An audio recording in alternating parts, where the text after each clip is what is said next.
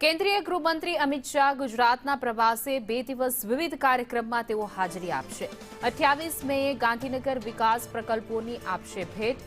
વડસર ખાતે જેડવા તળાવનું કરશે લોકાર્પણ। નવનીત વાંચનાલયનું પણ તેઓ લોકાર્પણ કરવાના છે।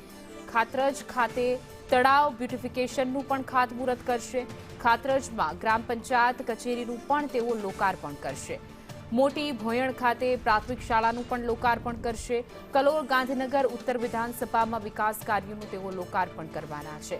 કમલમ ખાતે પ્રદેશ ભાજપના પદાધિકારી સાથે તેઓ બેઠક કરશે। સોલા ઉમિયાધામ કેમ્પસનું પણ હોસ્ટેલ બિલ્ડિંગનું લોકાર્પણ કરવાના છે તેઓ।